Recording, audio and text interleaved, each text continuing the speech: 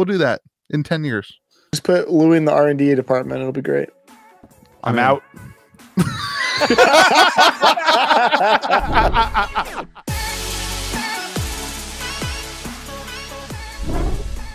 I gotta get in the zone again. It's like a one-time thing. Oh, sorry. You're gonna have to go to the bone zone for that one. Can hardly wait. Got it going this weekend. Whoa, whoa, whoa! Welcome to Metazoo be with you for the 15th time this week. You guys wanted more episodes. You've got more episodes. There will be another one tomorrow and probably the following Monday. Every day is a May the Zoo be with you day. We should just start a new channel called May the Zoo be with you. I thought that's what we already did. I am joined by the Pirate King himself, the King of Legions, available at cavdainsmarket.com. Heck yeah, baby. Dude, that. The game is so good. I can't wait to do the Learn to Play event next week. Lou. Life of the party. Did he live up? Was he the life of the party this weekend for you, George? I don't remember. Yeah, dude, George was. Whoa, let me do my intro. Whoa, welcome to the man, George, who cannot handle any alcohol. He had 4 drinks and he was plastered all weekend from the 4 drinks he had on Friday night. Oh, that's facts. He was hungover on Sunday morning from being drunk on Friday. Poor George.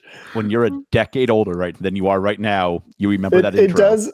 I'm more than halfway to where George is at, and I can absolutely attest that there's like this weird threshold.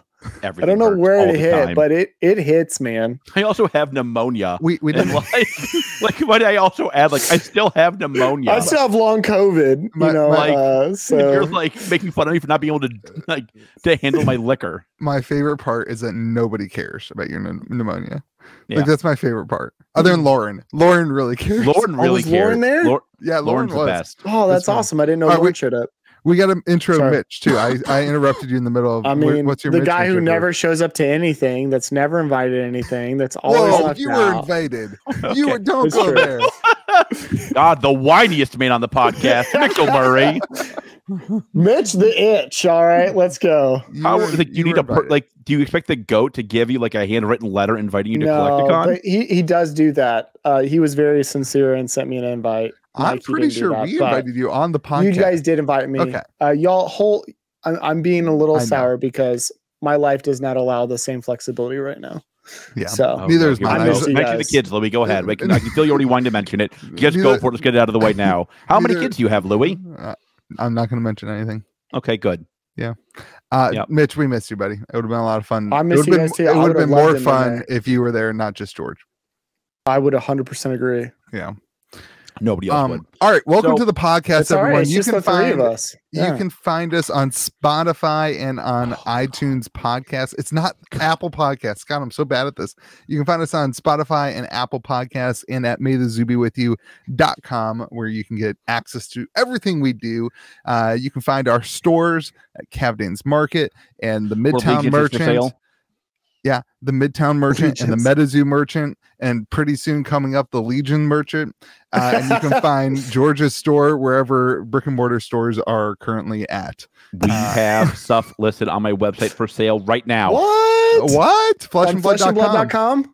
Only if you're going to my ProQuest, though. That is the only thing available on my website. You can buy. It's also free. I should add that. My ProQuest will be free. And I'll be giving out a free box of Crucible to the winner, I think. Wow. But it is free. But it is for sale on my website. Unlimited, right? No. What am I, broke boy? Come on. You're a compete sport. He's just giving it away now.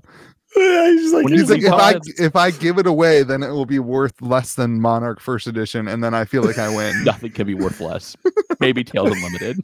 All right, let me tell everybody what we're talking about today. We're going to talk about the Bravo. I want you all to know, Louis yelled at me and was like, "You need to stick to the topics this week." He made a very big deal of this when I saw him in person. Last week was kind of a clustercuss, George. Yeah, we went a little tangential. Louis is our man that keeps us on the train, keeps us rolling. I'm sorry for the last 36 podcasts, everybody. I've done fail. It's hard to ring us in. We're going to talk about Bravo. We're going to talk about $250 Kamigawa collector boxes. We're going to talk about my Charizard that I got at Collecticon. And we're going to talk about Collecticon and MetaZoo and the MetaZoo. So, MetaZoo. That's probably more accurate, actually. That's absolutely accurate. Let's pick it up from everything I've heard. Bravo. So here's what I want to talk about with Drippy Bravo more than anything else. At Collecticon, they also had Drippy Pikachu. Even though you told me there wasn't Drippy Pikachu, we have now photo evidence of there being Drippy Pikachu. Yeah. Do you think the drip is what's giving him the power to overcome these other heroes? I think it's the size of his ability to access so much of the card pool. I think it's the drip. I did a lot of research for Starvo. I'm calling him Starvo. I don't know if y'all know this. No. Louis is a phenomenal researcher, if y'all ever knew. He actually has a whole channel on things he did not know that he found out. Oh, God. Are we going to mention my 2-year-old YouTube channel? Including yoga. Listen, Ken is going to put a link to the pictures down below, Ken. Continue, Louis. Listen, if we're gonna pump my 2-year-old YouTube channel every week, then I need to start making more content for that channel than this one. No joke. It was fascinating. The videos were well produced, well directed. Thank you, George. Yell at him, Louis. Thanks. Starvo. There are 2 builds going around with Starvo right now. One of them is like a acceptable, seems like it's Starvo the way that Starvo was intended to be. And the other one runs 40 cards that trigger his fuse effect. Guess which one my top tier players are trying out. I'll give you guys a guess. Put a guess in the comment section below. And so I was talking to some people and they say they really believe that Starvo is not the problem. The problem is Starvo with Awakening. Yeah. And that the Awakening card is kind of like a get out of jail free card that allows you to basically run this really not very talent focused deck. This kind of like what was the word that somebody used? I thought it was hilarious. I was like, what are you talking about? This really like not talent based deck. And that's kind of what I think we're seeing. They're calling it the Crunchberry deck. I don't know why, but why do we keep naming it after cereals? I don't know. I have no clue.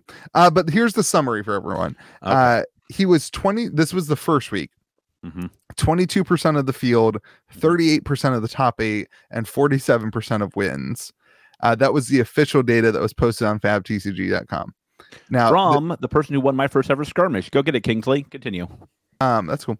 Now, this is the data from a not official website because they haven't posted the official for week 2 yet at the recording of this podcast. But this is some fan generated data that is from a website. I should probably, what website did I send it to you guys? What was the website? We should quote it for people. It was at blood.com. Stand by. Yourfabcentral.com. What? I've never heard of them. Me neither. Other than today when the article was shared and discussed on Facebook. They are reporting that he was 37% of top 8s this week, which is about 1% less. And they quoted 40% last week. So they called it 3% less. And 44% of wins, which is 3% less wins than last week. They also said that he accounts for 55% of the PQ wins so far this season. So good job, Bravo. Give everybody's watching it. What was it with Chain? What was it with Chain? Do we have any idea? Do y'all have any recollection? I mean, I know it was like dominant. I think the issue is let's be clear here. First of all, like I am still somewhat skeptical that there's an issue. I keep hearing of secret builds going around that people don't want to tip their hand until Pro Tour. I've heard the same. I think we've even heard of the same hero. It starts with a K. Yes, bingo. Don't say anymore. Don't say anymore. It makes a meow. Get it? Correct. Yeah. That is the build. That would be Katsu, everyone. I was alluding to Katsu. Cat's out of the bag. All weekend. Hey, George. I want to do a tangent. I'm going to bookmark this. We're going to come back to a Collecticon. I want to hear from both of you independently your first, like your just how you felt about having the other person there for the first time ever. He walked right past me. Yep. I thought that when we get to Collect-A-Con, I'm genuinely curious to hear y'all's input on each other. I just told you. No, there's more to it than that. We'll get there. I keep hearing, oh God, I can't name the people who have told me this. I will tell you that at least 5 people that are good have told me this. I have not heard it from Team Kitchen Fable, which means that it might be true because they wouldn't tell it to me if it was true. It's funny. I have not heard it from Team Kitchen Why Fable wouldn't your own team? They don't tell me anything because I talk about it on the podcast. Oh, that makes sense. Smart. That whole idea of creating a team to get me information backfired. Just, I mean, they're great because all you do is need content. You're like, oh, that's great content, guys. You mind if I share it? No, you cannot share that. That's secret. Top secret. They speak in code because I'm in the Discord server. No. And additionally, they won 2 ProQuests this weekend. So anyway, I keep hearing of a crazy Katsu build. I have not seen it. I'm gonna be very clear here. I have not seen some of the new ninja cards from Everfest. I tend to like I'll be honest, the only reason I give it any credence is because I haven't seen it yet. It tells me that they're actually kind of keeping it hidden. Like this is something that everybody did with Briar, right? You didn't see Briar until Nationals, basically. You saw it at You saw it after that Bozo in Europe won it with Briar, and everybody was furious because Secret was out. Yeah. Until then, you didn't really see Briar, and there was certainly no talk of Briar being. It was all chain overpowered, at that point. Right? Yeah. It was like chain gang.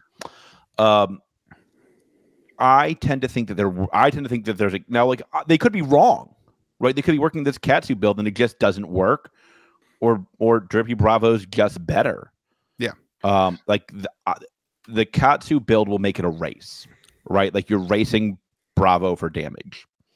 The issue right now I see is that the regular Bravo, not the Super Berry one or whatever they're calling it, can be beat by Prism. Super Berry. I don't know what a Crunch Berry can be beat by Prism and by Prism and who's the other one? Viscerai, but there's not like a strong advantage against it. It's like decent, but it's not win. And the biggest issue, the biggest reason that people are even playing either of those decks, the biggest reason people are even playing either of those decks is because the Bravo on Bravo mirror match is a coin flip. It's not a skill base, it's just a coin flip.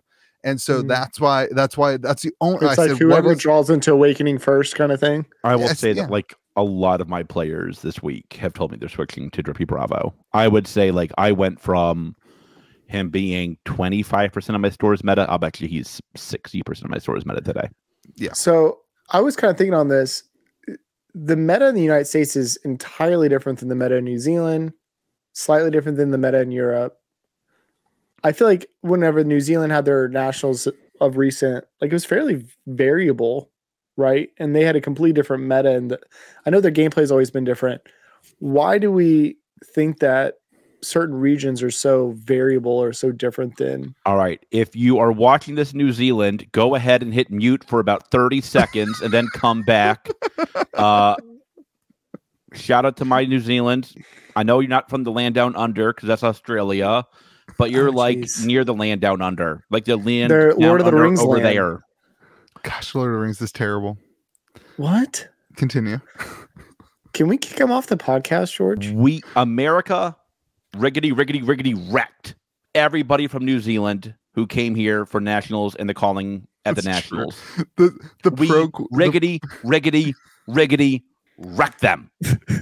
USA all the way.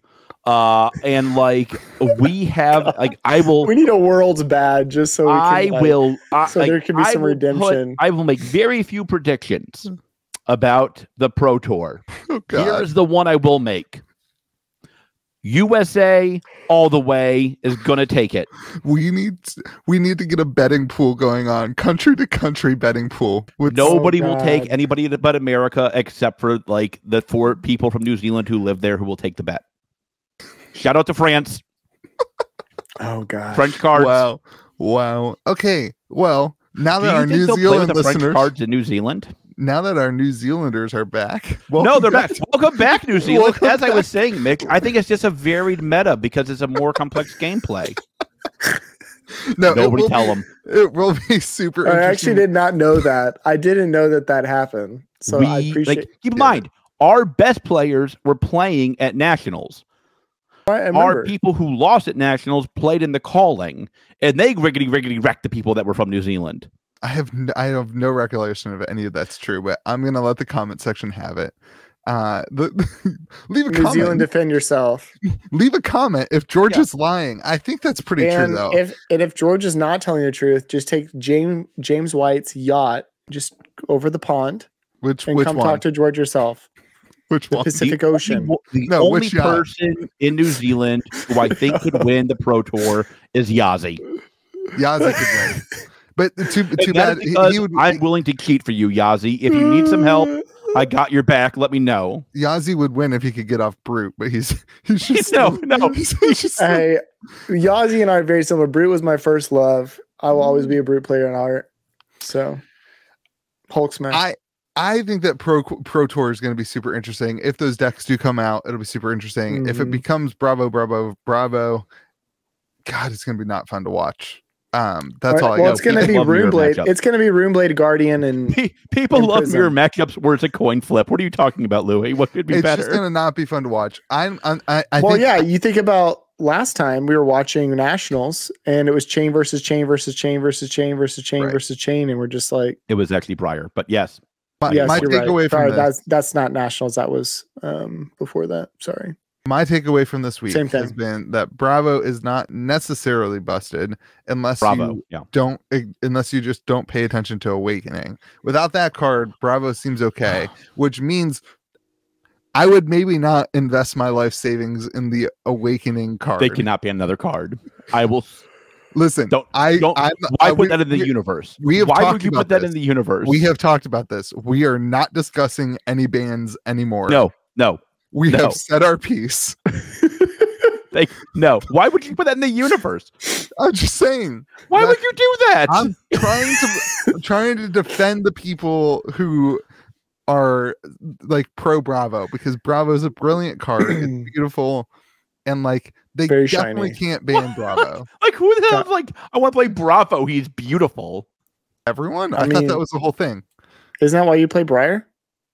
The whole, I would play Drippy Pikachu. Nods. He's like verbal nod. I would play Drippy Pikachu in a heartbeat. Here's the take. I'm very, very curious in the comment section if people have differing opinions, because everyone last week in the comment section said that on Monday with the Collecticon said that George and I were just living in a bubble, blah blah blah blah blah blah, which is not true. I talked to a lot of people about a lot of different things. I bet you I have sent 30 messages this weekend to people like, hey, what's the deal with Bravo? What are you seeing? Almost every single message has been Bravo is busted. So like, I want to know feeling the need to defend yourself against idiots in the comment section. I will never understand it. I love the idiots in the comment section. If anybody said that Louis doesn't talk to competitive players, just ignore them. They're idiots. We are idiots on a podcast, so I wouldn't say you don't talk to professional players. I would say my professional players I talk to are better than the professional players you talk to, but that goes without saying. Not our ProQuest win percentages. What does that mean? You're playing Bravo. I love how Louis is bragging about a team that actually uses code words that will not talk to him. It is not really. You've always been. I'm proud of the people who don't recognize me. Carry my name forward. Now it makes sense of why you read the comment section. Yeah, I'm so proud of them. I think like the issue that I see with go subscribe to Team Kitchen Fable, everybody, right now on YouTube. Go ahead. Yes. The issue with the meta is we're stuck again in either this hero or something against that hero. And you're not playing Prism because you think Prism can win. You're playing Prism because you think Prism can counter beat Bravo. Right. That's it. I think that's everything is everybody's trying to deck Ted against Bravo right now. And I do think that's pretty standard meta stuff though, isn't it? There's like one really strong deck and a TCG. Extreme. This is pretty extreme. But is this extreme with Briar and with Chain as well? No. Yes, this is a normal in Fab. It feels very normal. Yeah, this is definitely normal for what Fab has been in the high class competitive play thus far. The caviar league. It's flesh and blood. It's definitely you gotta. There's a certain no hot pots, only caviar. We're talking about Drippy Bravo here. It's only class. Okay? Yeah, that's all class. So like in other TCGs, you see some of that. I think there's definitely times in Magic where it's been really bad. Yeah, and like the problem is that's when you lose the player base. Like that's when people get frustrated and stop playing. It was an Omnath happened. That coincidentally is when a lot of people moved from Magic to Fab. And so like that's like we didn't see that in the metas all the time for other TCGs. I can't believe you put a banning out into the universe. I am still in. I'm not saying no. I want the record to state I never called for a ban. I would never do that. What I did say is I would not invest my life savings in Awakening. We do know he invests his life savings into ridiculous cards. Which card, Mitch? Which card? Which card did I buy all from you? Sonata. Arcanics. Yeah, Arcanics Sonata Arcanics. How'd that go? Every rainbow foil that Mitch ever had on his website. How'd that go for you? And I bought it for $75. One that you probably came out on was the rainbow foil and lightning strikes, though. You're probably up on those. I came up on them until they printed 4 billion boxes of WTR Unlimited, and it's a $70 but only gave them to Channel Fireball and nobody else, so it's a little bit complicated. So long story short, by the way, hold on, this is important. Cards from me.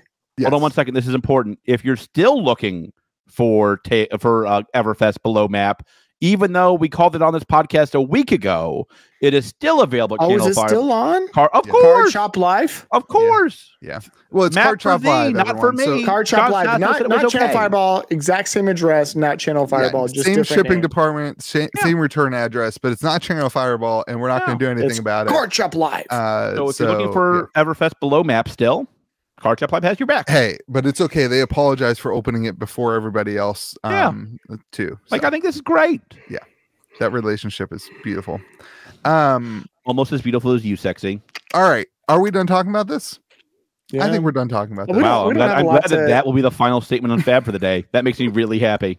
I think the bottom line is we can talk about the market if you guys want. No, hard veto. Hard veto. Bond to 1K. Cry. I screenshotted you some sales. I will say there is some we're not discussing those sales ever again. Those are bad. That 9.5 was clearly damaged in the case. I tried to bid. The bid didn't go through. And that card was damaged, even though it's in a BGS case. That sale does not count. And you know that, Louis. This is your FUD. Oh, my gosh. He just called you on your FUD. Look at that. That's fine. Listen, I know that George doesn't want to talk about because he has a lot of it. I'm so screwed. It's booming. No, listen, it's gonna. This is the best time to buy. Actually, I feel don't. You said that 3 months ago, Mick. You said that 3 months ago. It didn't pan out. It is panning out. I'm back in now. I'm very curious. Bring the market with you, will you, please?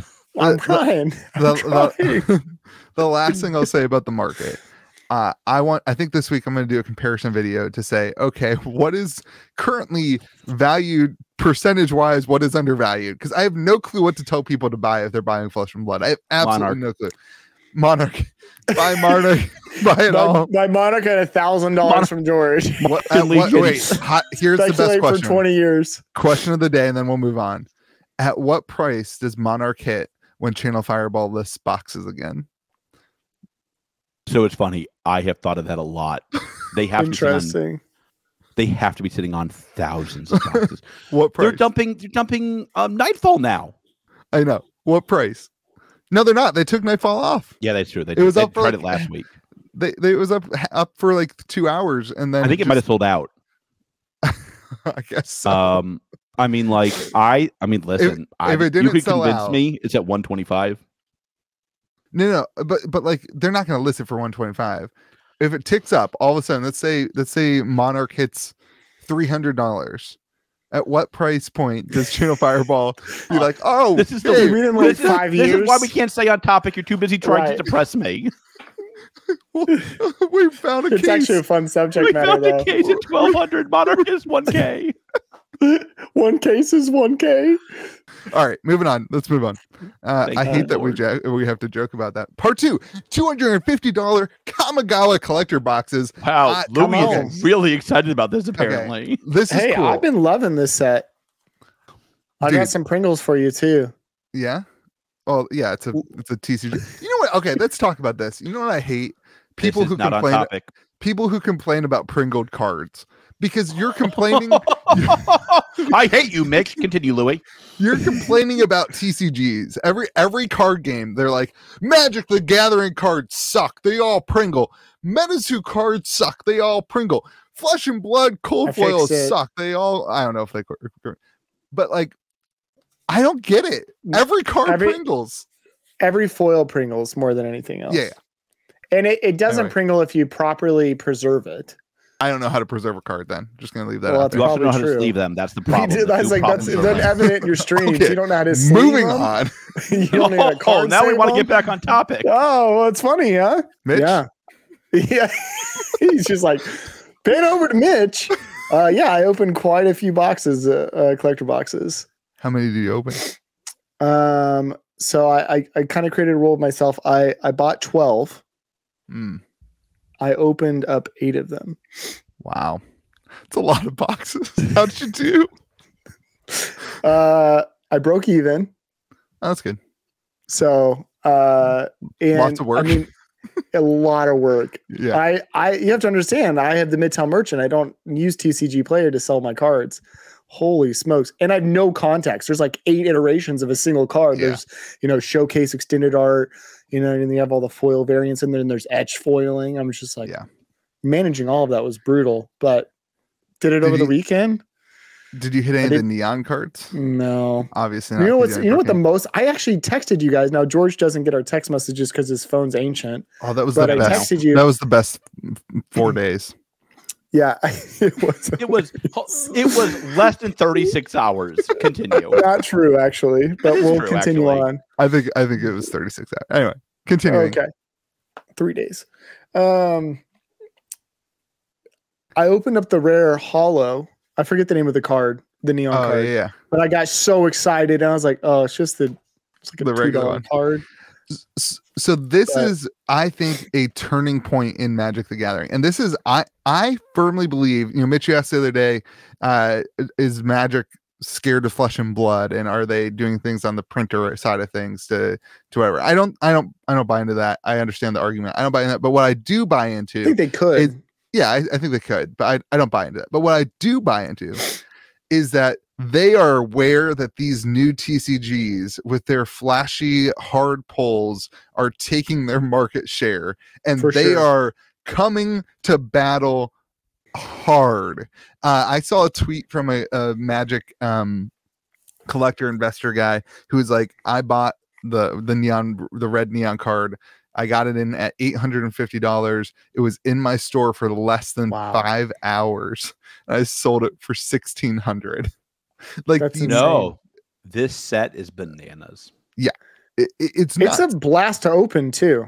Or at least collector boxes. I can't speak for the set boxes, but can't speak for the regular folk boxes. I hear you, Mitch. Continue. But like, I think that added to a set like this and added to the collector box, theme, is definitely going to draw a large percentage of people to say, okay, like there's something here that is working. People like to see their boxes go up in price, and like, I think that's true. Well, listen, they finally put in an actually rare card. Yes. Yeah. Like, this is the first rare Magic card in years. And like, it's not even numbered. No, like the closest you could maybe get is what's his name? Oko. Like the full art foil Oko was pretty hard pull. Oh, and that Jeweled Lotus full art foil was a pretty hard pull. But like, let's be clear here, that's not hard like this is hard. This is like real hard to pull. Yeah. So the neon cards are 1 in every 100 boosters. and I don't know if that means one. No, sorry, that's not true. It's in what they said is it's in 1% of boosters. Right. So that means it's in 1 every 100 boxes. You know, that math adds up. That is how math works. But no, it's important because it's not in every 1 in 100 packs. It's in 1% of boosters. So anyway, and then of that, we're tracking with you. Of that, there are 4 rarities, 3 of which you can get in the boosters. One of which is 3 times harder to get than the least hard. One of it's twice as hard. So the red one's like incredibly hard to get. It's like 0.5 to 0.1%. Yeah, it's crazy. Absolutely nuts. And that's in a new modern set, and it's only in the collector boxes. So like that's going to drive these collector boxes through the roof, in my opinion. It is, and even more if we don't see any reprint. Yeah, that'll be an interesting thing. Do you think we'll see collector reprints on this? They don't do reprints. They might do another wave. Yeah. Well, that's what I meant. Yeah. I don't know. I don't think they will. I don't think they should. I'll be honest. I don't think they should. I mean, like, I think the whole point of the collector boosters is that they're rare and expensive, and they kind of lost sight of that since the first set, since they introduced it. But like, they might have figured it out now, which is exciting. Listen, like, I have tons of set boosters. I got tons of draft boosters. I'm basically full out of collector boosters. Like, that was the goal when they started to talk to stores about these, is they were going to make stores a lot of money and they were going to sell fast. And again, other than Ikoria and maybe Throne, that has not exactly been the case. Throne was wild. If you need Crimson Vow collector boosters, call me. We still need to finalize our Zendikar Rising that we talked about before I left. No, you're going to charge. You're not going to. I'll use the comp you sent me in text message. What comp did I send you in text? The heart.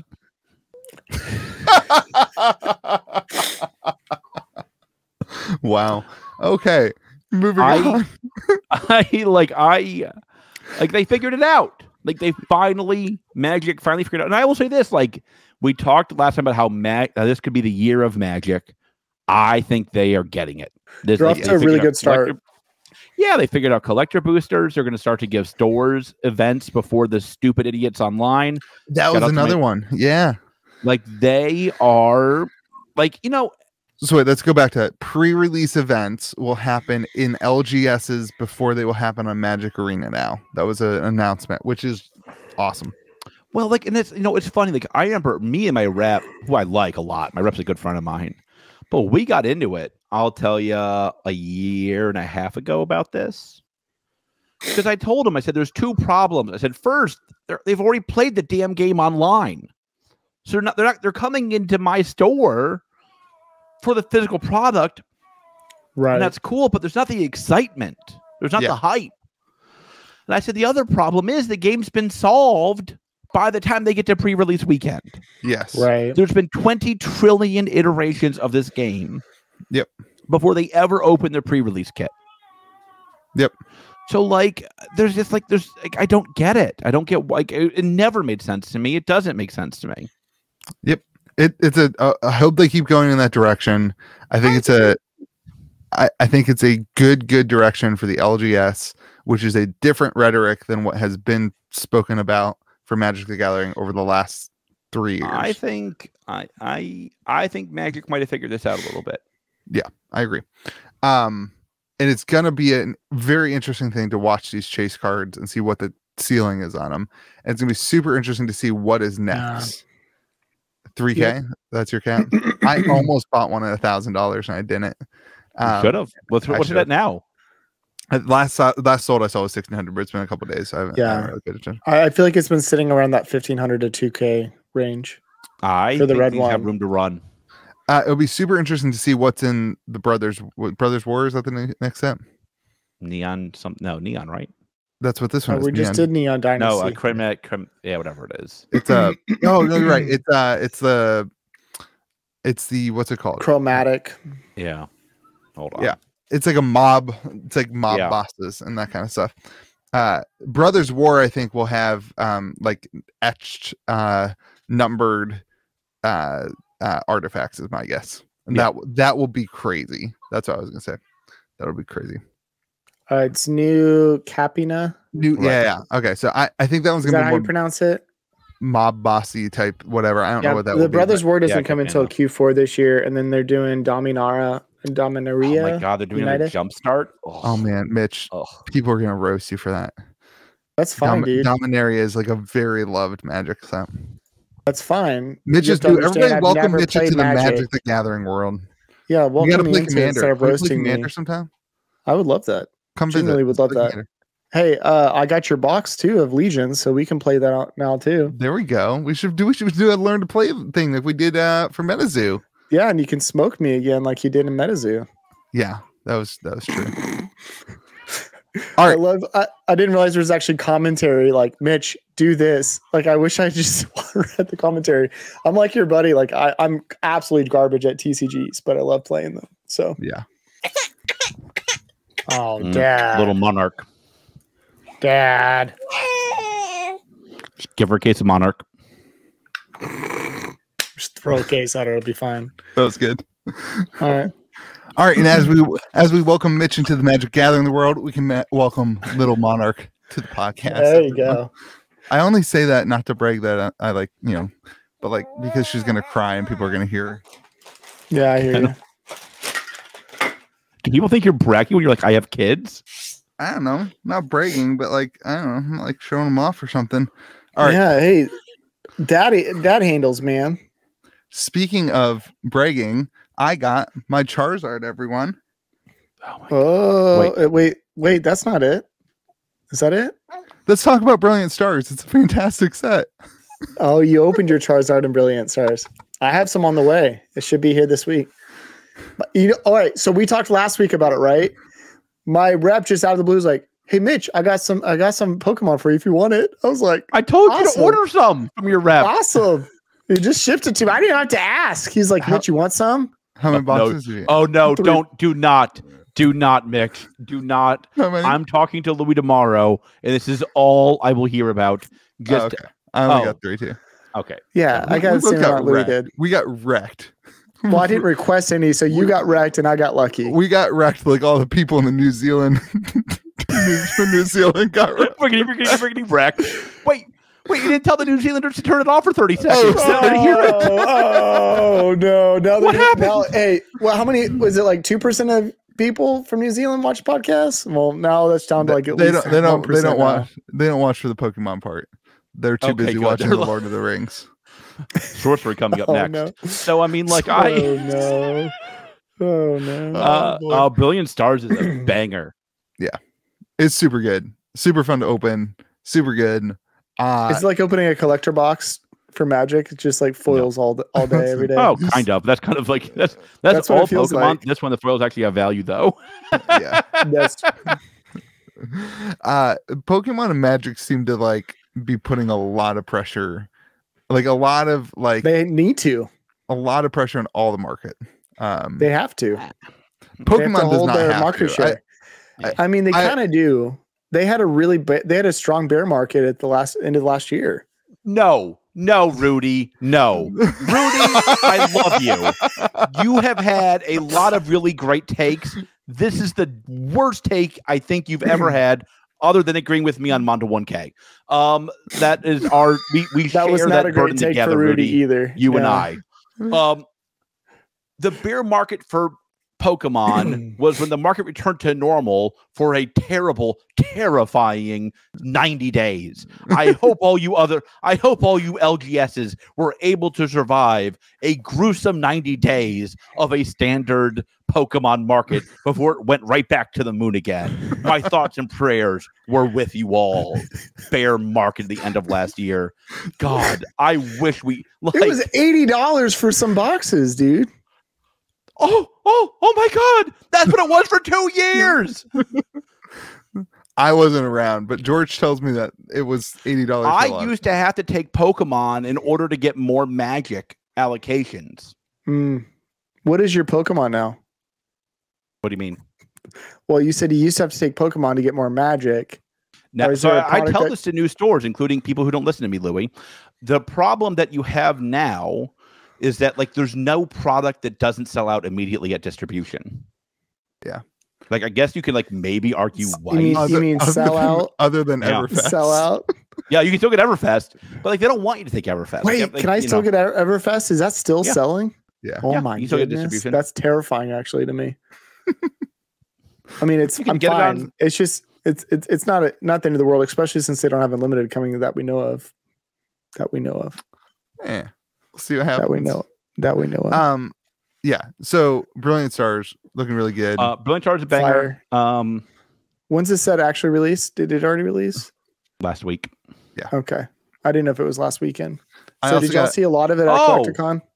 Yeah, of course. Second wave is already out too. Oh, wait. People were hosing people at Collecticon on Brilliant Stars. What? I paid $165 for what? Box of Brilliant Stars at Collecticon. Why? Because I wanted to open one for the channel on the box opening we all did. Oh, why did you do that to yourself? Did you already open your 2, or did you just not bring one with you? I didn't bring any boxes with me. I was too busy bringing my entire camera setup so that George and I could do the podcast. God, I'm so looking forward to having the Collecticon. I've asked y'all 4 times. How was Collecticon? No, we'll do it when we get to part 4. I'm so excited. This is like the miserable existence trying to wait to find out. I also got another Charizard. This is the one that you've been wanting. Is it an 8? What did you trade for it, Louis? No comment. Who do you think won that trade, Louis? No comment. Wow, your voice broke on that one. That was pretty good. I won't get into specifics of my trade.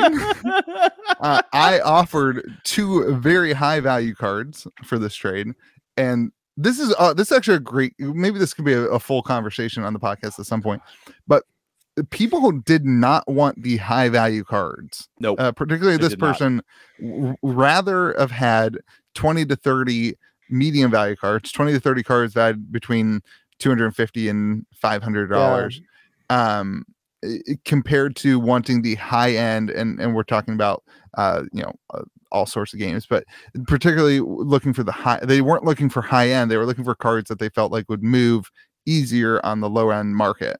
Now on the backside of that, like I don't think these cards were particularly moving on the low end market easy either, but it's a liquid. But like it was really interesting to see, like when I offered the high end cards, they wanted nothing to do with them. They were like, no, nothing to do with it. Literally, it makes sense knowing the market right now. I would be the same way. But like the low end cards are following the same, like, I don't know. I'll just say, I get it. Well, I'm more just saying, like, is it easier to move a $5,000 to $10,000 card, or is it easier to move a $250 card? Yeah, and you're moving 85 $250 cards. But like, I hear you. This is George. I hear your side of this, but from a person who's never had a card of that value, like until this year, I've never until starting the YouTube channel, I never owned a card like like the Eye or whatever that I ended up owning. I still own the Eye. Everyone, get over yourself. Prove it. It's in my safe. I saw it this weekend. He still has it. Yeah. I still have that. But like I've never owned a card that high, and I always assumed that you're always trading up for a high-end card. Sure. That nobody would ever want to. Did you try to do like a video on that? You were like trying to trade up. Yeah. I think that's a little bit silly. You could trade your Charizard today, and it's the same as cash. Yeah. The problem is like certain markets are more liquid than others. Yeah. Like Pokemon is entirely liquid. Magic is entirely liquid. Yeah. Like I would say like Metazoo sealed. Yeah. Is very liquid. Like I could sell CN1 for sure. I could sell 50 CN1s tomorw for $800. Yeah, Kickstarters are still kind of out of reach for a lot of people. Kickstarters are harder because they're very, very expensive. But I mean, like it's matters of the game. There's still Georges out there. Yeah, it matters more the game than I think the card value. Sure. This is loosely connected to the topic, but so we'll keep it going. But I think the sealed value of a lot of those games, particularly like WTR Alpha and Kickstarter Metazoo, are very heavily connected to box breakers. I had a long conversation about these are two really good topics for future videos for the record. But I had a recent conversation actually while I was in Collecticon, not with George, it was after he left, talking about how Kickstarter boxes, and this applies to alpha boxes for Flesh and Blood and for old vintage Pokemon boxes, to be honest.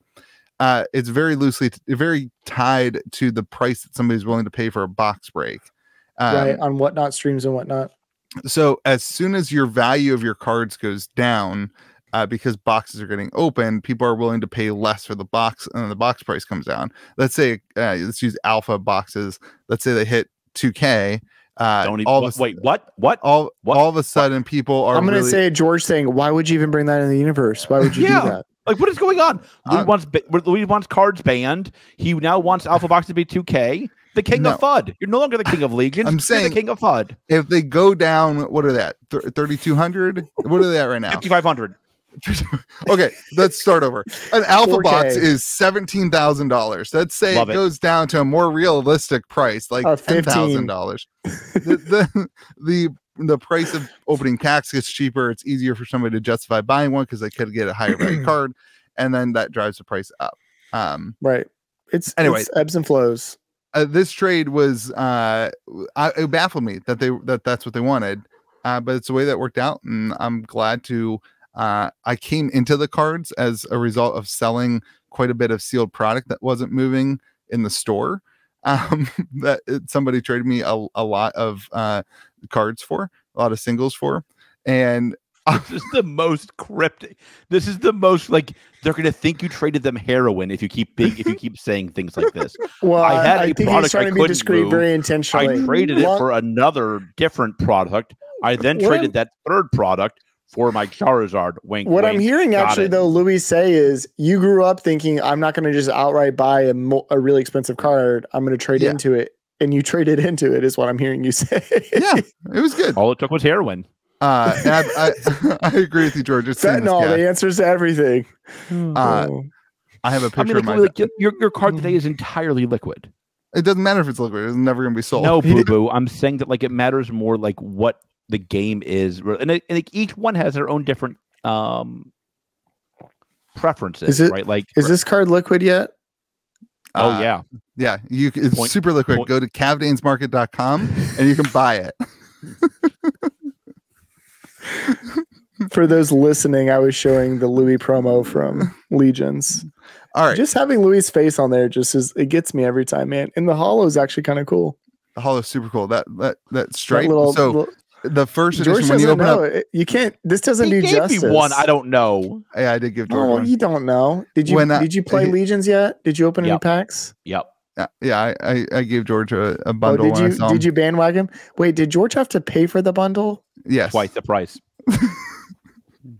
Yes, George has to buy all the bundles.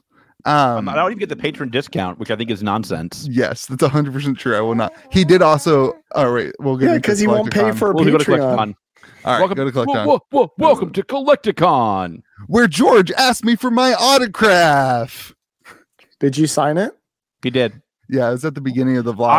I didn't leave it in the full ask in there because I didn't want to embarrass George. But wait, yes. What you had Gary, you had King Pokemon film you begging me to ask you again. You didn't want to embarrass George. All right, so break it. Let's break down. I wanted a comic book signed by everybody at Collecticon. I got D. Bruce to sign it. I got Texas Ted to sign it. I got the GOAT to do a first of signature. 101. I got all the Metazoo people, and I thought my nemesis, Louis, would be the piece of resistance. And it was great. Oh, good. Okay. I just want to rewind. Never. How did y'all get there? George drove in his new swanky car. I did. I drove down, and I told him all about your car. Tell him all about your car. What is the actual car, like the make and model? It's a Palisade calligraphy. A what? A Hyundai Palisade calligraphy. Okay.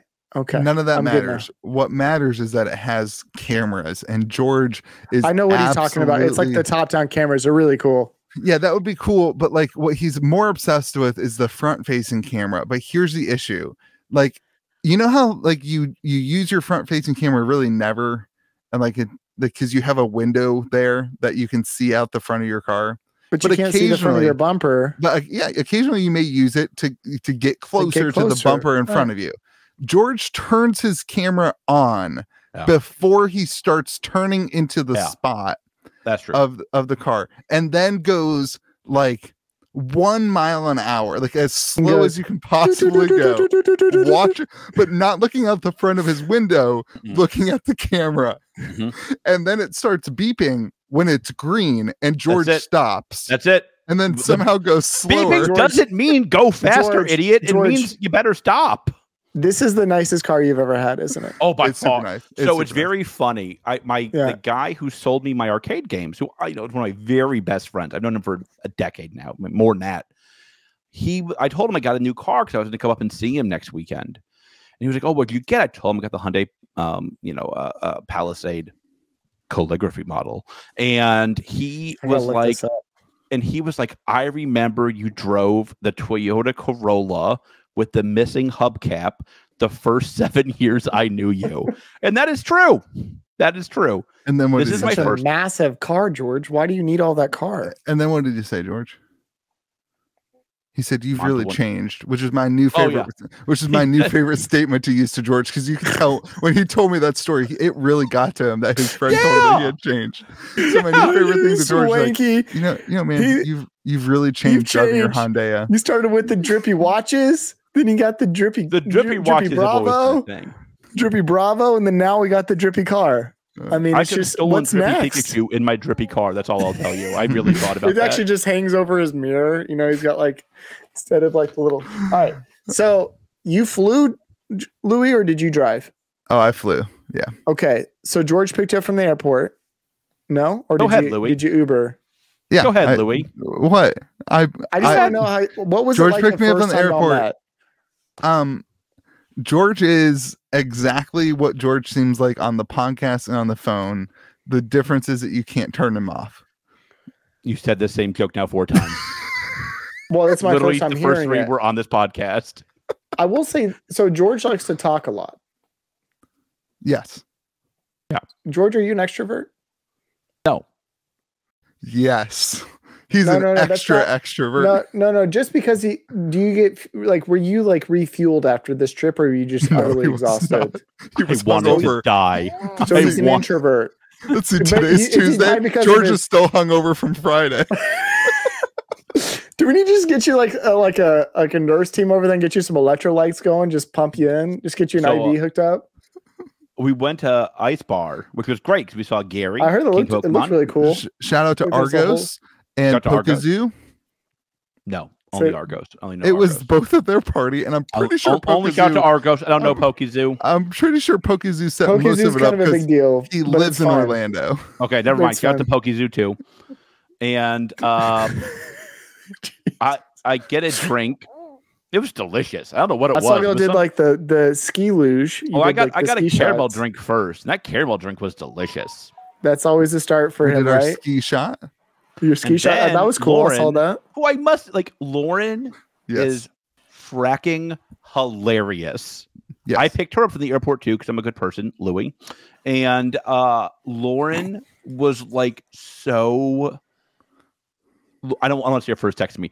She is so funny. I busted out laughing the time. She was like, "Oh my God, you have to do a ski shot." And for those of you who don't know, like I did not know, I didn't know while we were doing it. Yeah, a ski shot is 4 shot glasses on a ski. It's on a ski, and you do them together. That is the part I did not know. Yeah, neither of us knew. What? It's a team event. So I was getting ready to like pick it up and do the shot. And next thing I know, they're like, "Okay, ready." And like, you got to put your mouth on that shot glass so you don't want to spill it. And I'll be honest, that is the second shot I've done in 15 years. That's great. We did it with Mario from Metazoo. Yeah. Oh, nice. Great. Mario's awesome. What does Mario do at Metazoo? Everything. I think a lot of the organized play stuff, a lot of the OP stuff. Okay. Yeah. He runs a game store as well. It's funny, like I know people by Discord name, but I don't think I'd know them by their first name. You're talking about like Pokazoo and Argos. I'm like, those are all. And we got to hang out with Gary for the first time in person. Yes, Gary, like he was sweet on the podcast. He was super nice, but like sometimes you're like, all right, somebody's coming on a YouTube channel, they're coming on a whatever. You know, he was just as good in person, dude. No, like better. First off, I got a lot of hugs this weekend. Yep. Gary hugs are the way that hugs are meant to be done. Yep. Facts. Like he's a good hugger.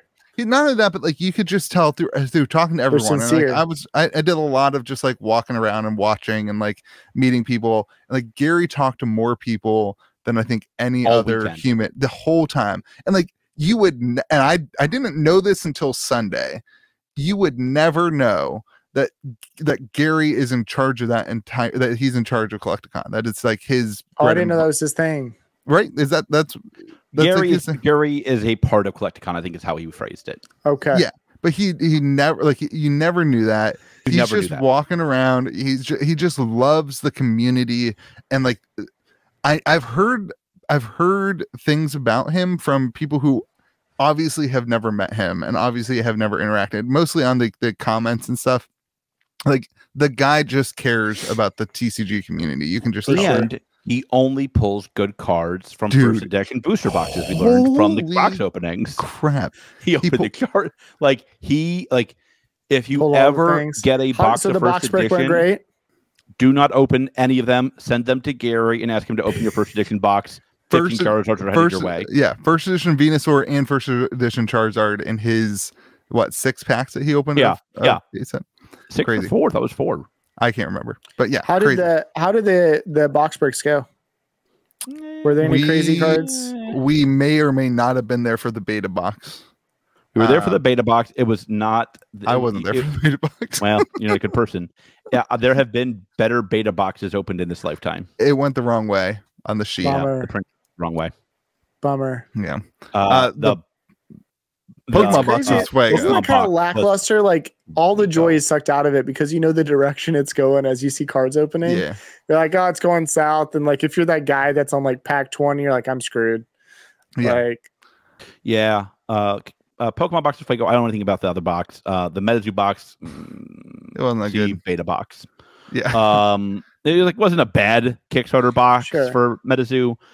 It wasn't. You didn't get Fuego. 15 full hollow. Yeah, sure. Didn't pull like Louis did. They did not seed that one. They should have seeded it. Yeah, they should have put the spice. Like this is what I love is like those cards were worthless. They were all worth the exact same at the time. When I was opening up my box, I hit a Samson Sinclair. I hit a full hollow Mothman. I hit a full hollow Chaos Crystal. Everyone in the comment section was like, they seeded your box and sent it to you. They see like if they were going to seed a box to send it, this would have been this box. This would have been it. They did not do that. That's not a thing, you guys. Like idiots. This is going to be the comment section. I love them. They're good for the algorithm. So Shout out what's to it those like hanging out all the comment. time? Outside of George being hungover, how was hanging out with each other 24/7 for? Was it 2 days? So it's very funny. My wife asked me when I got home, did you feel closer to Louis? And I said no. I talked to Louis basically every day before this. I presume I'll talk to him basically every day after this. That it was great to see him. I enjoyed our time together for everything but the hot pot, which I was forced to go to. You love the hot pot. Oh, y'all went to a hot pot? You don't like hot pot? I want you to know. Hot pots are so good. Hot pots are the best. In but you just didn't want to go to a hot pot that night. If I'm going to cook my own food, I could just do it at home. We just need to have y'all come to Tulsa. I can make y'all food here. I'm in. I make some bomb food. So I mean, it was great. It was great seeing Louis. We had a lot of fun, mainly because he was around me. But I didn't leave. Go like, so wow. George was burnt out with Louis. George was burnt out. You're like, I'm never hanging out with Louis again. What? That's not. I'm kidding. I'm being facetious. Louis, how did you feel about the whole thing? You thought George talked a lot. No, it was all the same. You know he talks a lot because when you talk to him on the phone, it's mainly George talking on the phone, and then you interject. Well, that's only because you mainly type on the phone, so it's a little bit complicated. I was everyone I met. Argos. I met Mike. I had I forgot that you had not met Goat before this. I had dinner. I've never met him in person, but I've talked to him on the phone. I had every single person I met, including George, was exactly what I thought they were going to be based on my phone calls and conversation. And I'm amazing. Like I said, King Pokemon, all Lauren, all the people, and that's what I love. That's what I love about this community, because I really I've heard a lot of people say we need to pull Lauren on, and she just needs to be an ongoing person that's just on the podcast. We push Lauren hard to start a YouTube channel. Is she going to do it? All of the 18 Andrews were great to see. Let's move on and talk about Collecticon, though, because we're talking a lot about Andrew Howard, all the Andrews, Andrew Stack. I just, it's the first time y'all met face to face. I think it's an important thing. Y'all haven't shared any of this with me, so we're just going to do it on the podcast. But I look forward to the time where we get to meet with Mitch face to face. My last question is: Louis more of an extrovert than George? Oh yeah, easily. Because it's because he's young, he's hip. Well, that doesn't make somebody an extrovert. Like, Louis, did you walk away? Later. I'm like Louis will tell you this by like 9:30. Yeah, I will be out. But I'm an extrovert. Like, I would absolutely feel like just be like jiving the entire time I'm there. I'm talking to everybody, loving to be there, love all the noise, love all the experience. That's what I'm there for. So you think George talks a lot? We have not been in person. I talk a ton. Got all these things going on. So, George did not like that. Did you see this? That was a lot of grounds. That was a QE last sip of coffee. I'll be honest. So it'll be interesting if we're ever in person, because I'm a lot more of like a let's go do things kind of guy. So it'd be fascinating. So like, we had a great dinner with Goat. Yep. Where'd y'all go? Anywhere good? We went to a wonderful steakhouse. Mainly because everything in the universe was booked because it was the weekend.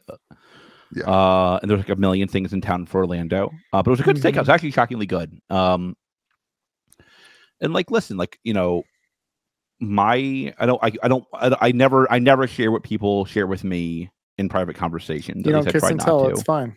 Yeah. My take was just like, man, like this dude's got it. Still, he definitely. I remember your conversation from MegaCon, and one of the things I think you even said on the podcast was like the biggest thing with Metazoo is, does Mike continue his passion, because that's such a key to the success of Metazoo.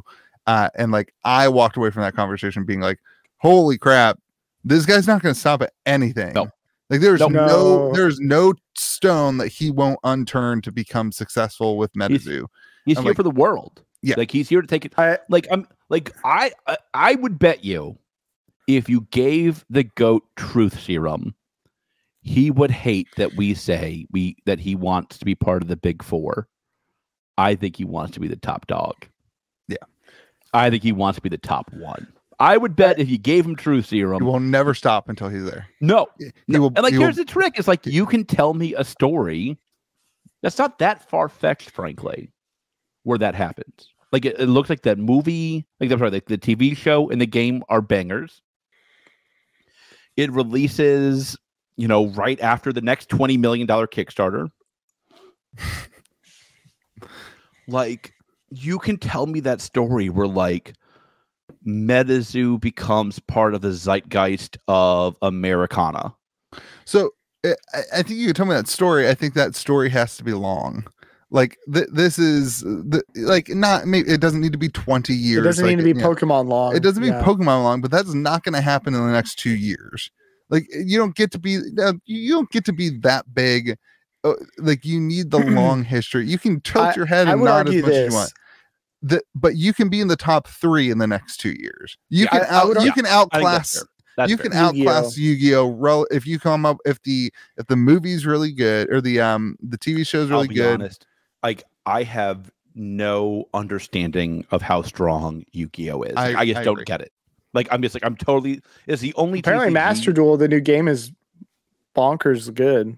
People are loving it. It also just came out. Like we'll see if Master Duel is still around in 6 months. Sure. I mean, sure.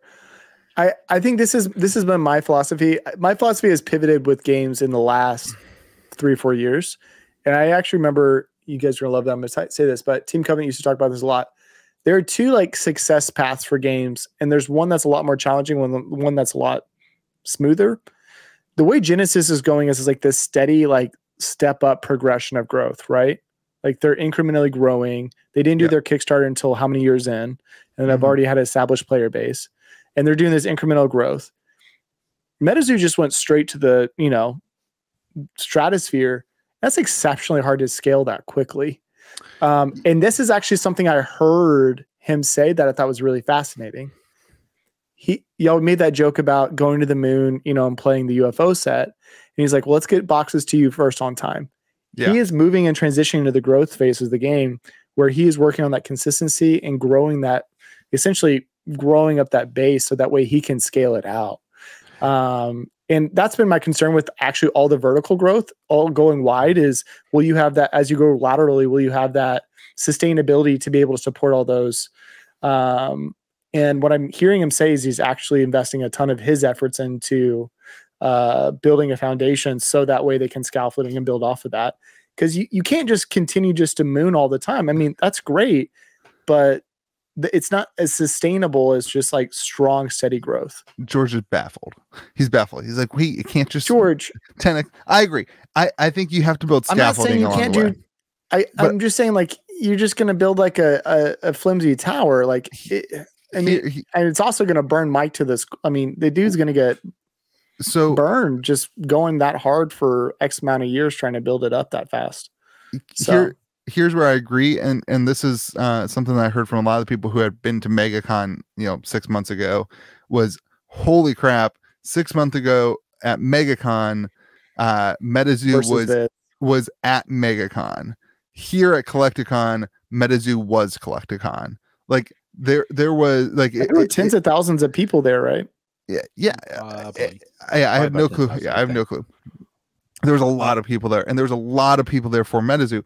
But like, here's where I think there were 3 lines all day and all night, and all 3 lines were hours long. Yeah, right. And went all the way for Metazoo. Yeah. So like, here's where like I think last year it was the only time and the last time quote that that Metazoo was just part of the hanging out, right? Like, this year a bunch of the staff was at Ice Bar. You ran into them, across different places, but like this year felt different than like the, hey, check out our new game. This year people were there for Metazoo. It was intentional. Mm-hmm. I think that it will be very difficult for, like, Mike did a podcast with us in the middle of the floor on Sunday. I do not think that Mike will be able to do that next year at Collecticon. I think right in the comments below if you can promise us right now you'll do our podcast next year, please. I'm going to hold you to this. I think he'll do our podcast. I think what he's saying though is he'll just be really busy. It's not about being busy. It's not being about being busy. He's a celebrity. Exactly. Because if the game continues to grow. Oh, you're just saying he can't just be casually sitting out in public like that. You saw how many people like walked by and like double took. Yep. At MegaCon, we all went out for dinner, and I bought like half of Poncho's print run for all you bozos. The night at dinner, we picked him up the next day. You didn't do that for me, but it's fine. Nobody asked. Sorry, he never sent me mine. That's true. Yeah, you never paid for him. So you still haven't paid for the ones I bought you. So I mean, we're just gonna go at this all day. Like, you want to just go? You want to keep going? All right, cool. And so I bought like half of Poncho's print run the night before dinner. And like Poncho was like excited about this. Yeah. He was like, that's awesome. Thank you. Now it's like, listen, like he sold out in like the first 5 minutes of the day. Yeah. Oh, Poncho's ridiculous right now. And like, I remember I talked to, I don't want to say his name. I talked to the artist who I like a lot. One of my friends who's an artist at Metazoo. And like, listen, I think like this was like, this is when working for Metazoo was still a risk. And he asked like what I thought. And I told him this will be the last time you ever have a con like this. Yeah. I said, now you are hanging out with me. At the next con, I'm going to be hanging out with you. Yep. Yeah. The power and the relationship will shift in a way that like I'm fine with. Yep. Right. It's just we had drinks with the Metazoo crew after we had dinner with Goat. And I loved it. I loved seeing Ted. I loved seeing Poncho. I loved seeing Isaac. I loved seeing Lily, the new artist. It was a true honor to shake hands with Victor Larson for his last con. I mean, that was really touching to me, I thought. And like it was funny. Like he told me like, oh, you were right. Like last con, we all went to the hot tub together and we hung out. Yeah. They can't do that stuff now. There's too many people who recognize them. And here's the key. We were talking about Mike and his success and whatever. Mike will need to, in order to continue to grow this, and I firmly believe that he will, from the conversations having with him and from his business sense and whatever.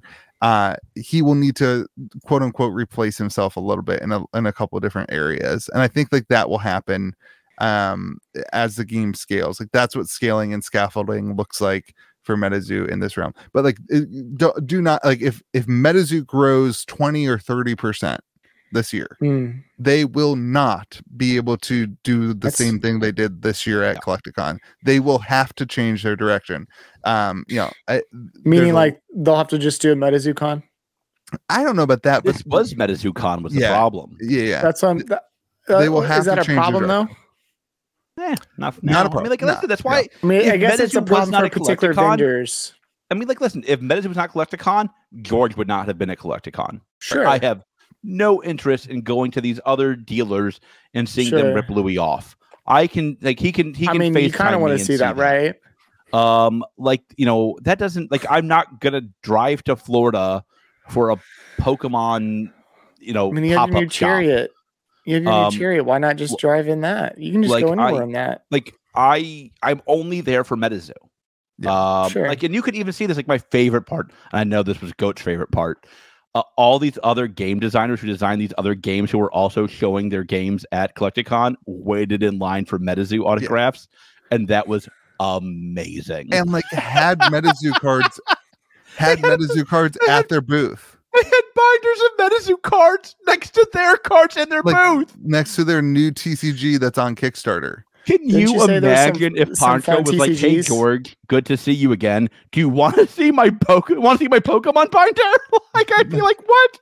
What is happening?" Dude, that was weird. That was weird. There's no there's no bigger thing for me than walking away. Like when you are on the internet and you're looking at these Kickstarters, you're like, "Oh my gosh, this game is getting really big. Oh my gosh, they raised that amount of money. They must be really successful. Oh my gosh, there's like two guys in a booth." Then you go to Collecticon and like the game, they left to get lunch. Meanwhile, like, their booth. No. They left after lunch. They were like, "Okay, we're not going back in." Nobody was at their booth. Like there's nobody there. There's maybe one or two people that are learning about the game. Sorry, nobody there is an exaggeration. There's like one or two people there learning about the game. But the point is, like, Metazoo had 3 lines of probably, I don't know how to estimate people, 400 to 500 people. Yeah. Here's my question. Was Metazoo ever in that position? Yeah. That's my thought. I've never been there. Yeah, I've never. But here is the big difference. They have 3 advantages that I don't think these other games have, frankly. Number 1 is the GOAT. Mike is a businessman. Yeah. He gets business. Like these new, these new card games, the more hobbyists who built their game and now they're trying to share it with the world. Cool, but like Mike gets business. Number 2 is Texas Ted. Texas Ted lives and breathes conventions. Yeah. So like when I went to MegaCon, he was like, hold on, George. Here's a mat. Let's sit down and let's play a game right now. Do you have enough packs? You want a pack? Like if you were within 800 feet of Texas Ted, you were learning how to play Metazoo that day. That did not happen with the other new games here today. Hold on, boo-boo. No, let me speak to that. Talk about scaffolding. Talk about Mike putting people in the place to accomplish Texas something. Ted is one of those. That is why I believe Mike will be able to do that. Yeah, because he's done it with Texas Ted. Yep. Continue. Third thing is like these artists. When last year from MegaCon, Mike showed up on his birthday, might I add. Happy birthday, 6 months late for the GOAT. And you had Mike show up on his birthday. You had Ted teaching everybody within 1,000 miles how to play the game, and you had basically all the artists at the time except for Victor Larson at MegaCon. And even Victor Larson, I think, showed up for a few minutes. Don't quote me on that, though. And like it was a thing. When you went to the new games this time, it was like maybe the designer, maybe not the designer. sitting alone at his booth, not teaching the game, with a binder full of his cards next to a binder full of Metazoo cards. And I'm not exaggerating or kidding. Or doing a live stream break at their booth. Yeah. That was another doing a one. whatnot stream of his card game at his own booth. That was another weird one where I'm just like, I think you missed the point. Like the point is to connect with people, not to stream it. Yeah. To other and like mind you, there were they probably paid a lot of money for that booth too. I want to highlight there were some games that were doing those things that George was saying, but not in the like they didn't have it. They just still didn't have it. Like there were some great card game people who were passing out promo packs, to whatever, and there was no game to teach though. Like there wasn't it just wasn't the same, man. Like they didn't have Mike did not make a game. He made a business that has a game. Yeah. And if Mike tomorrow says, I'm going to Puerto Rico to hang out with Logan Paul and I'm never going to see Metazoo again, I'm out. Like Metazoo. So if Mike sold the Metazoo IP, you would sell all your stuff. Listen, I think Mike has it. And maybe I'd want to meet the new CEO. I would definitely want to meet the new CEO, but listen, I get thousands of boxes. I have a lot of money tied up in the zoo. I'm going to want to see that if the new CEO has the juice to keep the growth going or not. And this is why all these new card games scare the daylights out of me. This con is exactly why they scare me. Why is that scary though? That you just invalidated all of them. Well, that's my point. Is that's why I don't the two games that I think will be here almost assuredly in 5 years is the Zoo and Genesis, for very different reasons. Genesis is right sized, and Fab. Genesis is right sized for his and Legion business and Legions, obviously. So the 4 games that I know will be here, and Mike is the reason that Metazoo will obviously be here, in my opinion. And I have said this. I expect a market correction in Metazoo at some point. I do. It needs one, yeah. And I won't care. I think that the TV show is going to be a banger. I think the game's going to be awesome. I'm excited about it. And I think he's going to get this right. And I think Fab will be fine. I do think Fab will be here, but I think Mike has a much just not 5 years apparently. Yeah, but I was thinking 50 years for Fab, obviously. I think Mike has a cleaner path. Here's the difference between Metazoo and every other game that was there. Metazoo is trying to be the next top 3. The other games, what I left from this weekend is those games have. That is not a conversation. It's not even, which is fine. It's just that's fine. I just hope that they don't think that. I just hope that they're not trying to do that, because if you are trying to be Genesis, Genesis is not trying to be the next top 3 game. Assad is trying to grow his player base and scale the game, and he's trying to be a full-time game creator that has 1 or 2 full-time staff members, and that's where he's trying to grow. I think we're joking about Legions. I think Legions is the same way. I think they're not trying to replace Magic the Gathering. That's not their goal. Their goal is to create a series of LGSs and a series of dedicated player base. They're leaning into the online thing. They're leaning into that side of thing. It's not replace. Metazoo has said that they want to be in the top, I think they want to be one of the top TCGs in the world. I really believe that Mike will not stop unless he dies or he is one of the top TCGs. I actually don't even think he's so much bad stuff in the universe this week. You are putting you are the worst human being on the face of the planet. Well, there's I think one point though that I've heard from Mike. Yes, he's wanting to be a top TCG, but it's even beyond that. He wants to be a huge IP. Yeah. He's really wanting to grow. The TCG is just one fraction of that, just like it is for Pokemon and for other, other things. So I don't know. I totally agree. Top three is too small for him. Is kind of what I'm trying to say. That's just one fraction of the puzzle. So I think we're all there. Let me tell you my negative takeaways from Collecticon. Things that can be improved. Number one, I think that the lines were fantastic and were great and showed a lot of enthusiasm. I know where this is going. I know where this is going. I would love to see some line entertainment. It's not where I thought this was. Where did you think it was going? He's like, I didn't see that one coming. I would love to. I thought this was going to come with a digital currency that would let you cut the line. Oh God! No. I mean, that would be great. But I would love. Why can't my NFT work?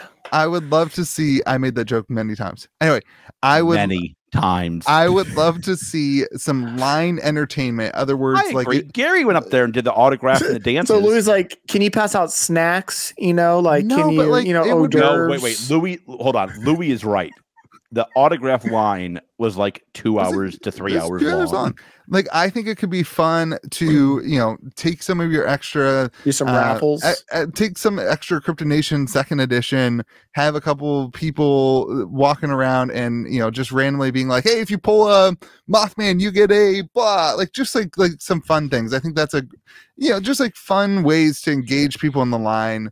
I think as the IP develops and as like I know they're talking about video games and they're talking about the Netflix show. Maybe you have some screens on that are playing episodes. On Netflix? I don't know if it's Netflix. I have no clue if it's Netflix. Okay, that was 100% on Netflix. Yeah. Netflix is the same to me as every other like. They're going to be making platform. A show, and Louis hopes it's on Netflix. I'm sure it's not on like actual TV because nobody watches that. Netflix represents all the channels. I think George watches actual TV. I'm sure he watches CNBC or something. If you have cable, you are and Impractical Jokers. That's it. That's anyway. You know what? That's actually true. So some sort of line, like I think some cosplay stuff that could be fun. You can take your picture. No, Mike, don't do cosplay. Please. Taking your picture of Mothman would be great.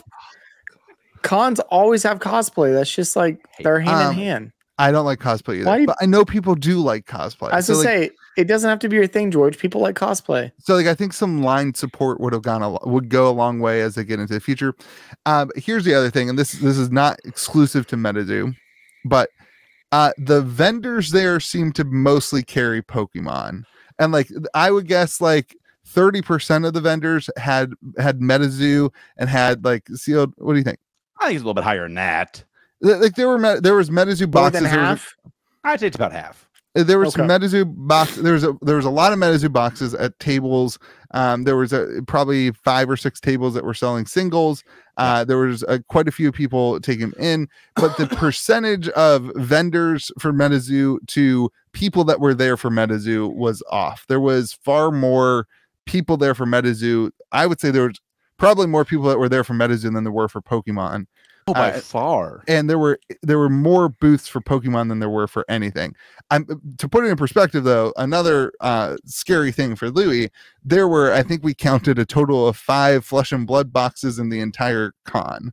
I was like, and by the way, that's not the scary part, Louis. You're forgetting the scary part. It's pretty normal, isn't it? No. The table that had Fab sold out of every single box. What? But Fab. Oh. At the end. Yeah, I was like, where'd everything go? Yeah. Why do you have Everfest still? Don't worry. There was one vendor who was selling Fab singles. They were all Armory Kit promos. Yeah, did not like that. So like, I did not like that. I would like to see some vendors who bring. Did somebody get an email? If they won't take down Channel Fireball's below map, they're not going to worry about this. Sasa said it was okay. I would like to see some setup from Collecting because I think the amount of people that were there for non-Pokemon was increased. I would like to see there be more vendors that are representing particularly the games that I like, but maybe I'm biased on that. You are biased. Maybe. I mean, there was a lot of meaning the guy sold 20,000 Pokemon boxes, 50,000 Metazoo boxes, and didn't sell his one case of Everfest he brought. Maybe the demand wasn't at that con, Louis. Just my hot take. As I say, I don't think having more Flesh and Blood there would have sold more Flesh and Blood boxes. Sure. That being said, it was at Met, by the way, unlike Channel Fireball. Yeah. I would change one big thing about Collecticon. This I think is really important. Oh, I know what you're gonna say. We saw Drippy Pikachu. I want a Drippy Mothman or a Drippy Unicorn. I think it's important that Mike brings in a huge gold necklaced cryptid into one of the cons next year. I think that would really help the message and get me to take more pictures in front of drippy things. So, do you think we see Collecticon next year? Or do we think we see MetaZooCon? I actually wondered that because, like, MetaZooCon. I think let's come up with a better name, Mike. Can you imagine this con without MetaZoo? Oh no, it would be awful. I was saying, would it just been like a really chill, like a few thousand people show up over the weekend? That's my point. I wish. You know what I wish? I wish I would have brought Metazoo as a store, as a vendor. Yeah. You would have like the entire, like I told George, I think we should go to Charlotte. Like I think that's what we should. Wait, cut that out. I think we are going to Charlotte. Why am I cutting it out then? All right, don't cut it out. Leave it in. Find us at the Charlotte Collecticon. I don't know if I can go, but he's like, I just took a whole trip over the weekend, man. I'm not sure I can go so quick, but George can go. We will be in the Metazoo with you beach or booth. Beach? No, it's a beach now. We're gonna get sand. We're gonna get umbrellas. Sand all over your boxes and singles. George and I will be hanging out in Speedos on on lawn chairs. George will be hungover from Friday night. George is just wearing a Hawaiian shirt and a Speedo. Oh God! What did I bring into the world? I keep bringing this horrible stuff into the world. No Speedo. But no, like I think like if some like I didn't feel like anybody. I will draw a chain onto any of your Metazoo cards you bring to me, and I will sign them all. There were a lot of people there for the. What does your signature look like, George? I draw a gold chain over the G now, so it's a drippy signature.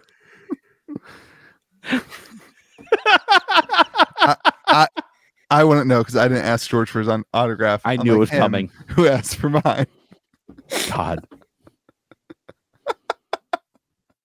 My favorite part was as soon as you asked, you knew what you had done. And you were like, "Oh no, like, oh no!" I retract my request. D. Bruce signed it. That was pretty cool. Yeah, that is cool. Shout out to DeBruce for allowing us to use their booth too. That was actually King Pokemon's booth, but I love it. Shout out to King Pokemon because he gives the best hugs. And he's awesome. He love is awesome. Gary. Yeah. Love Gary, love jealous. I hate that I wasn't there, but I'm okay that I wasn't there. I've never wanted to move to Las Vegas until like I'm meeting Gary in person. I'm like, I want to be like, I just want to follow Gary wherever Gary is. That's where I want to be. He'll be in Charlotte. Gary will be in Charlotte. Yeah. I'm coming to Charlotte. Mike's moving to Vegas too. Yeah. I have no clue where Mike lives.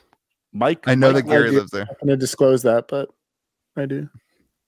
Mike lives wherever the world takes him. Wherever the zoo takes him. May the zoo be with you, Mike.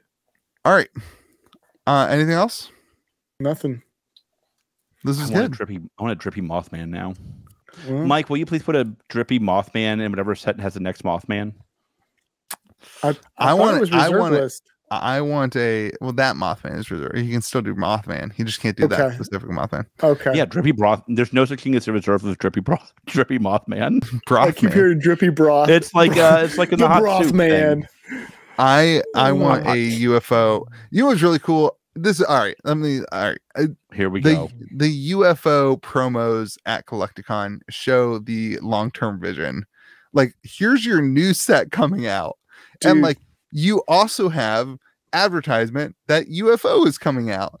Like I can't stress and enough. Wilderness hasn't even released yet. Right. I can't stress enough how much I love the direction and the like knowing what's next in Metazoo. And like I mean Magic's also doing this, which I also think is really producing hype around their year. That's the way that I think things should be done. 100%. To be those big games, like to be that kind of size. So spoilers from Wilderness look like absolute fire. The card art looks so good. Isaac hit it out of the park with his drawings this time. Okay. Shout out to Isaac. Can I share with you guys my top secret idea that I think Metazoo should do? Oh I was going to tell Mike if you share it with us. So why don't you share it with Mike first, and then I was going to suggest it to Mike. I was going to suggest it to Mike, but I don't know. Maybe he listens to this still. Mike, if you're still listening, here's an idea. Okay, I love the spoiler packs. Okay, love the spoiler packs. I think it's really cool that like the first people that get to spoil the packs and the cards are the fans. Or just like people. I think it's even as a content creator, I think that's a really cool way to do things because I'm also a fan. Now, here's a way that I think it could be really, really cool. What if you had a website, maybe metazoogames.com, metazoo.com, whatever it is. You had a website. MetaZooStore.com. And when you open that spoiler pack, in that spoiler pack is a QR code for the card that's in the pack. And if you are the first person to spoil that card, you get to scan the QR code and it unlocks the spoiler card on the website. And like it tags your, your Instagram or your Twitter or whatever. Yeah. And what? Why are you shaking your head? This is technology, baby. This is sweet. It actually is a really good idea, George. It's just a shit ton of work on the and then side. You go to the website as a fan. God. As you're sitting in your long lines, you can go to the website and like see these all unlocked at the con and see like the tag of it. I think that would be super so you don't cool. have to go like it's either that or Facebook, right? And everybody posting all their like right now you have to go to Facebook and see all the things. Facebook. Like I think it would be sweet. Maybe not for UFO. I know, I understand, but like as Mike, but the set after that this year minimum, let's have that feature out. Well, as Metazoo becomes a top game and gets the ability to do that with they can hire somebody to develop that. They're developing a video game. They're developing a not Netflix, but some other platform movie or TV show or whatever. Like that's a cool thing. Let me know when you want to use that, Mike. You can just say cool job, Louis. We'll do that in 10 years. Just put Louis in the R&D department. It'll be great. I'm out.